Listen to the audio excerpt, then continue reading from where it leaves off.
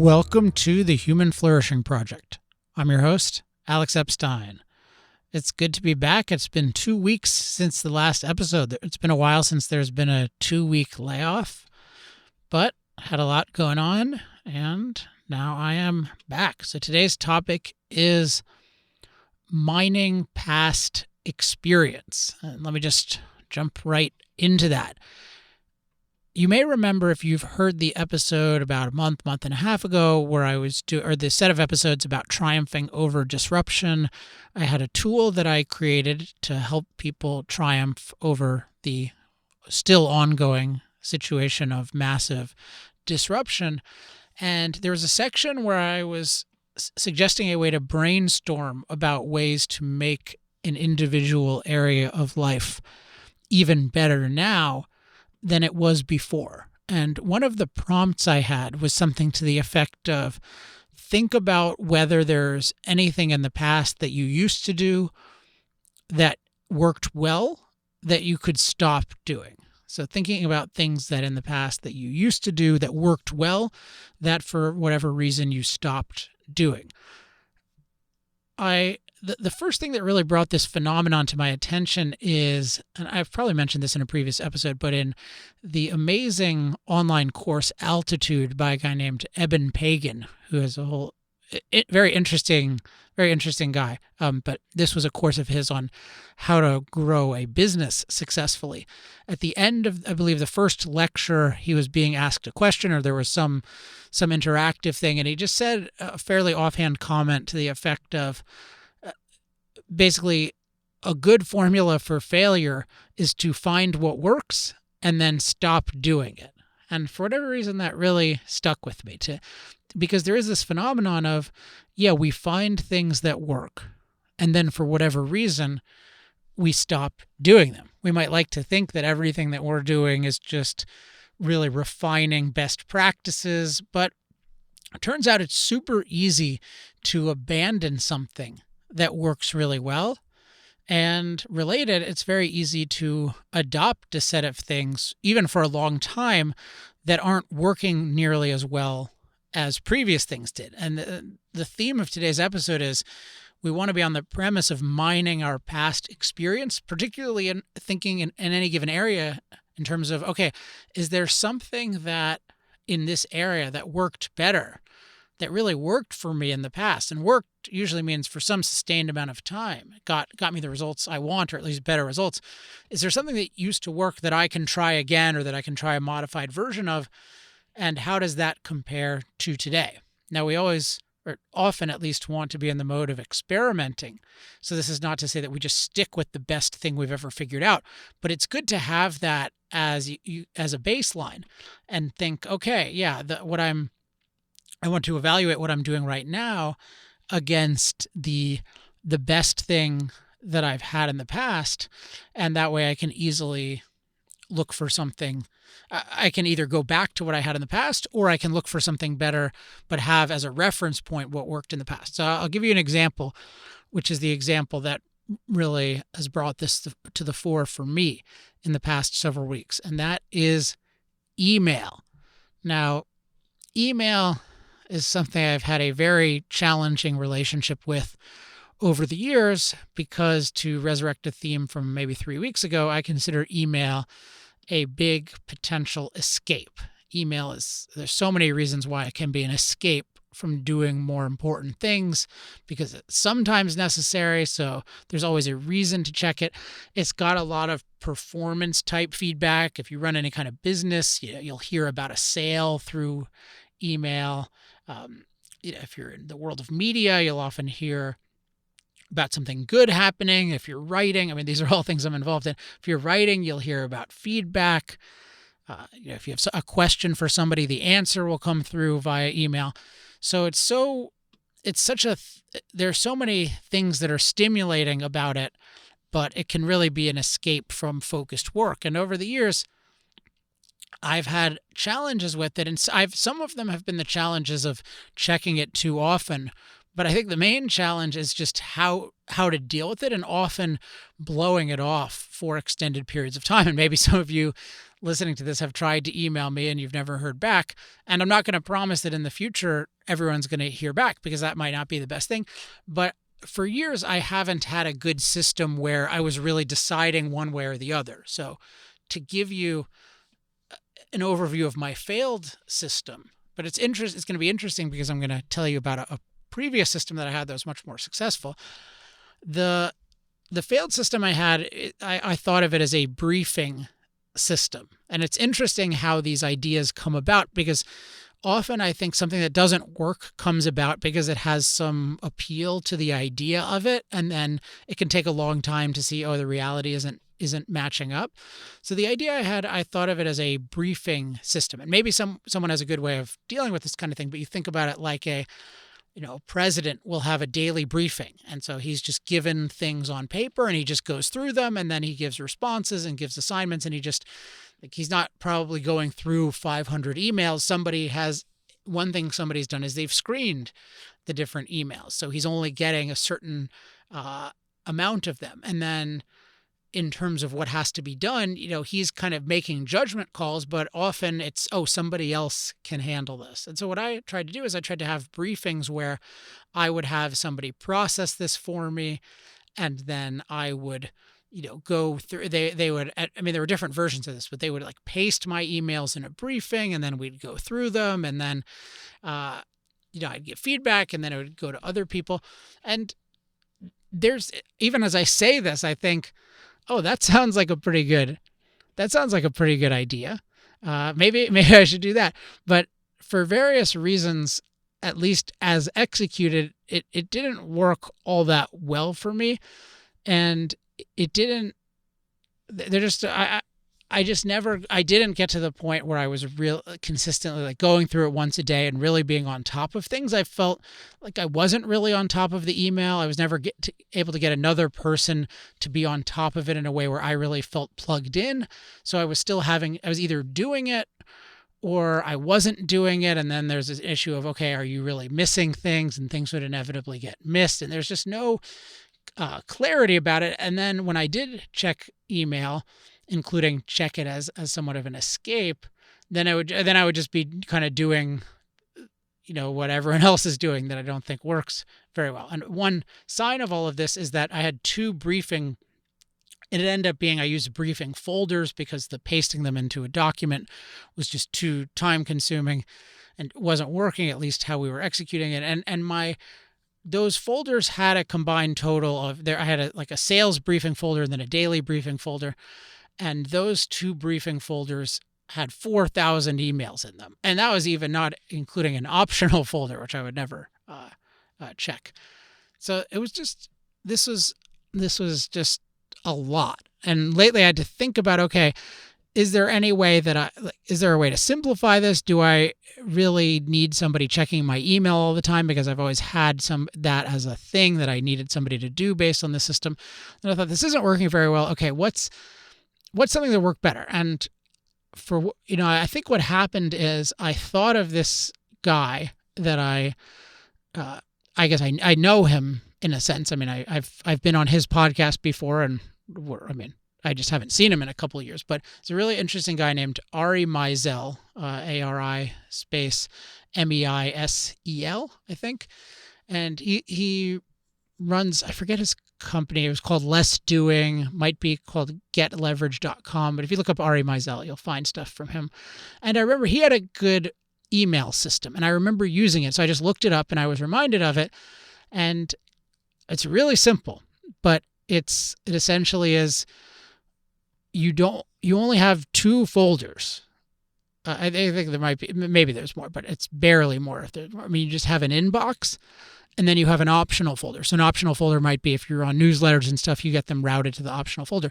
But basically, all you have is an inbox. So you don't have these other folders that you're organizing things into. And then there are only three things you can do with an email. So you can delete it, although that he'll say archive it. So it's not. So delete it means, okay, you're done with it. And then you can do it. So you can do it at the time that you're processing email, and that's usually for things I think he thinks of it as 5 minutes or less. Or you can delay it. but delay it means you have to find a way to get it out of your inbox, and then it will come back in the future. So one of the apps I think I learned about from him is called Boomerang, and you just use Boomerang, and so you just say, okay, I'm going to get back to this in a week, and maybe you give yourself a block of time for dealing with it. And I remembered that I used to do this, and it worked really well. Now, it didn't make me totally in love with email, and I would end up boomeranging things a lot. And my assistant made fun of me for boomeranging things, but I didn't really miss really important things because I would boomerang them in a way that made sense. And in fact, it worked quite well for sales in particular, because I would just, if I wanted to see if somebody's going to follow up, I would just boomerang it for 2 weeks. So what's interesting about this is it really worked. And when I resurrected it again, I could remember why it's so effective. I've been using it now for 2 weeks, but I had success using it in the past. And it's just amazing how efficiently I can process things. And it really helps my thinking about the email, including what to not respond to and what to unsubscribe from, because I know that I actually have to grapple with it. Part of what's great about it is you actually have to grapple with your email communication, and that can mean making strategic decisions like, well, I can't respond to all of these different things, but then you can decide that and be guiltless about it. And it's made me just really be aware of how much time things take. So somebody sends me an interesting article. Okay, do I read that or not? Maybe I just scan it. Maybe I'm aware of it, but I'm aware, okay, yeah. I really have to make some commitment about what I'm doing with every single piece of input that I get. And so what I'm finding is, and another benefit for me is just because I'm doing it, there's no intermediary doing it, it's going to have the best judgment in terms of certain kinds of responses and things. And so there's like an incoming query comes into the company, and then I'm going to judge, okay, who's the best person to deal with that versus somebody else doing that. Now, it might be a situation where for some people, you absolutely need somebody processing that. It doesn't make sense for you to do it yourself. But in this case, there's not that much stuff coming in that it really makes sense to delegate it. And when I'm doing it, I really feel, okay, now I'm really, to make a sort of comparison, I feel like I'm plugged into the matrix. I can see what's going on, and I can do it quickly. And now I can do my email in maybe 15 minutes a day, 20 minutes a day. And so the way I do it is just do the old Tim Ferriss system from 4-Hour Workweek. I have no idea if he holds to this, but just check it about twice a day. So in the morning when I'm done with my main writing for the day, and then sometime in the late afternoon. And one of the great things for me about this is I still don't particularly relish going through the email. So twice a day is pretty much the perfect frequency where I'm confident, okay, I'm not missing anything. I'm not going to miss anything huge in this amount of time. But if I'm only doing it once a day, then I feel like, yeah, I might miss something big, but I don't feel compelled to do it 8 times a day, because who wants to go through email 8 times a day? I don't find it to be a particularly fun thing. One other element just specific to me is that it's for sales, it's another interesting kind of thing, because for sales, I had this system where I'd be in touch with people who were significant prospects, and then I would boomerang, and it would be a really good way of following up with the people where it really made sense to follow up. And what I noticed is in subsequent years, I would adopt much more sophisticated systems, like using the HubSpot system and updating the records. And these are things that really make sense in a larger organization for sure. You don't want to just have these things boomeranged, but the kinds of things I'm dealing with, I'm only dealing with some number of consulting projects a year. I mean, less than 10 probably in a given year, discrete projects. And then with speeches, maybe it's up to 50. And so maybe that means 200 interactions to get to the 50, but maybe a little more. But it's so much easier to just do it via the boomeranging, and maybe keep a spreadsheet or an Airtable if you've ever used that. That's a really good kind of database format. It's just noticing, okay, yeah, this actually works. And when I'm trying the new things, I need to be aware, are these working as well as the old thing was working? And not being seduced by the idea of it, oh, this is a really professional way to do it, or this theoretically would work. But no, does this actually work? And I just noticed, wow, there are all these things in the past where I had a much better system, and I abandoned it. I abandoned it without recognizing how well it worked and without rigorously evaluating the new thing, which would often cost money, new money and new personnel to be involved, in addition to all the time. So the reason to go into that particular example, besides you may want to do Ari Meisel's email system, which if you just search Ari Meisel email, I'm sure his Medium article about this will come up pretty quickly. But just as an elaborate example of how valuable it can be to mine the past and how non-automatic it is, I think, to mine the past. Certainly for me, it's not automatic, and I imagine that other people have similar experiences. So what I'm now thinking about is, okay, what are other, in other areas of life, what can I learn from what worked in the past? And you can think of this in at least two categories. So one is what kinds of processes worked well in the past for a given goal. What kinds of processes worked, or a given area? You can think of it as, like, for email, like what worked well, or for sales, what worked well. But you can also think of it as, okay, what goals worked well, or what things to do, period. So there's the thing to do, and then there's the how to do it. And both of those we can learn from. So it might be, one thing, I've been watching this Last Dance documentary, or I don't know if it's officially a documentary, but on ESPN, and I'm really into it. And it reminds me of how much joy I got in the past from watching basketball. And I also watched a lot of baseball and a lot of football as a kid. And then I got really into martial arts, specifically Brazilian Jiu-Jitsu.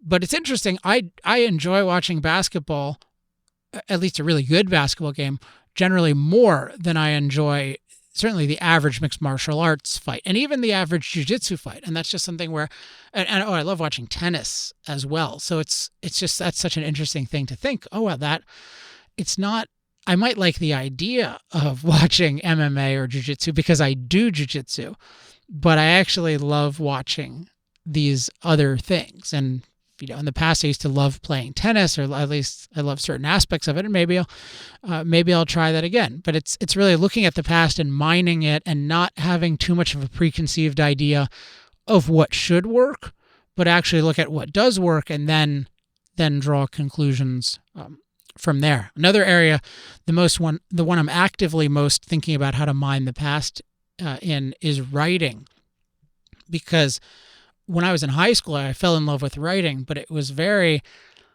had a really diverse writing interests. I did a lot of kind of comic writing, and I liked writing little funny stories and funny ways of expressing things.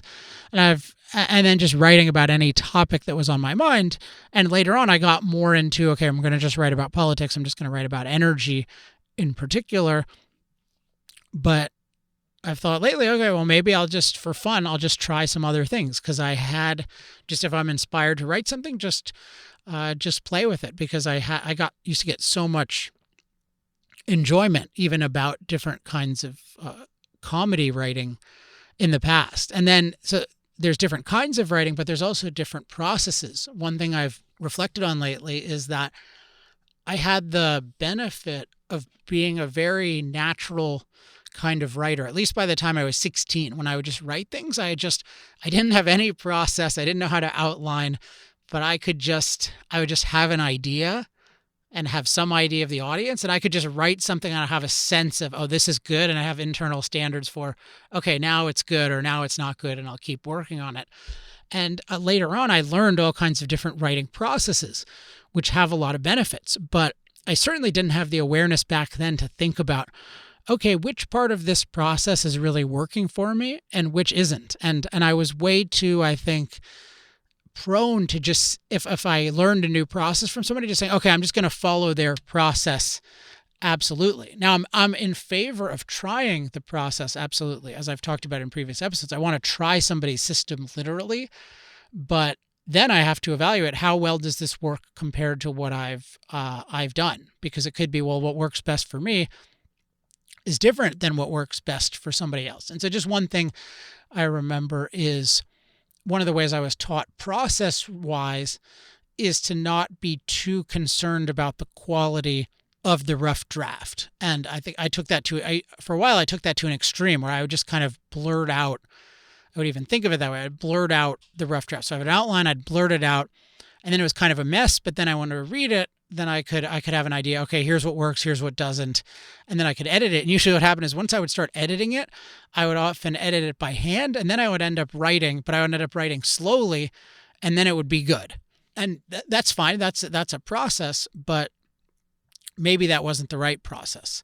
Maybe the better process for me would be, no, okay, get it, outline it, but then, and there's even a question of how specifically to outline it. That's another thing I've been thinking about, because for some things I definitely need some outline, but maybe it's the outline gets refined. It starts out a little bit more vague, and then it gets refined as I edit. But maybe for some people that's a mess, so it's going to be very, very specific. But what I'm finding now is I tend to write much better when I'm not picking on every word. So I'm not picking on every sentence and just trying to revise it and get it perfect. But I do need to feel like I'm connected to the reader. So I do need to feel like each sentence is making sense.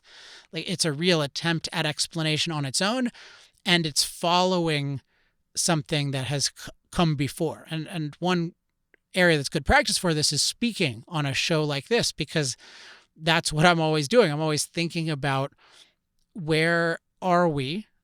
Where did we start? What's the goal? And where are we now? And just thinking about, okay, I really want to explain this to you, the listener, so that it's clarifying to you. So I don't just start blurting things out just to follow an outline, but nor do I have the option in speaking of retracting each sentence or rewording each sentence. So it's this example of, I in a sense I can think of it as I'm using my subconscious. So I'm not I'm not editing myself exactly while I'm writing, but I am really explaining it in the moment. And then that, I think for me and maybe for many other people, leads to the best things, because it leads to, I'm staying connected with the reader or the listener. I lost my train of thought, which is ironic because I was talking about being in the moment. Oh yeah, well, I'm staying connected. I'm aware of where I want to go, but then also I can improvise in the moment. If I think that something is necessary or there's a better way to do it, I'm at a pace where I can really make those decisions intelligently. Whereas if I'm going too quickly, then I'm not going to make those decisions because I won't be connected and I won't really have any particularly good ideas. It'll be kind of random. And then also if the outline's overly regimented, then I can just kind of be following the outline too much, even when it doesn't make sense to the audience. So again, this is an example of how I'm thinking of it, but I like to go into in depth in these examples so that one gets the idea of, okay, this is what it means to do what I'm talking about. In this case, this is mining the past. So it's really thinking about what kind of writing did I do in the past that I really enjoyed, and what kinds of processes did I employ that maybe I could do more of now.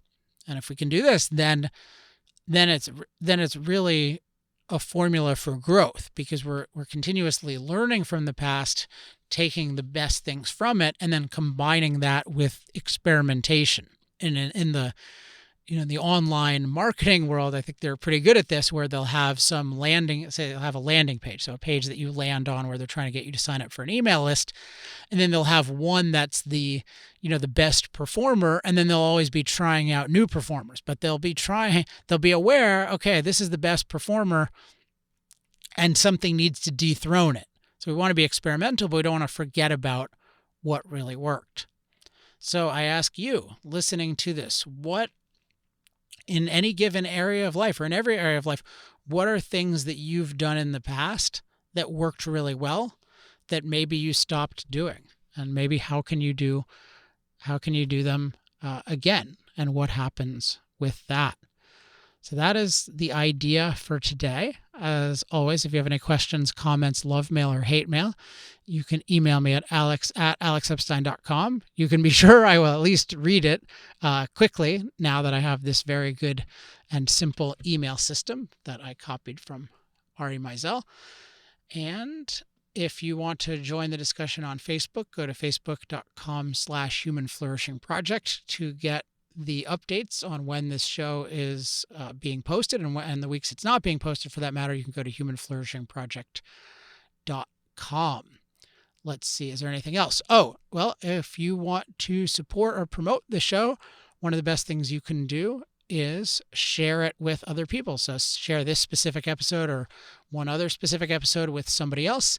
You can also pay for the show if you want. And there's a PayPal page you can go to. It's paypal.me/humanflourishing. All right, that is it for this week. Hope you enjoyed this episode. I will be back in the next week or two. Until then, I'm Alex Epstein. This has been the Human Flourishing Project.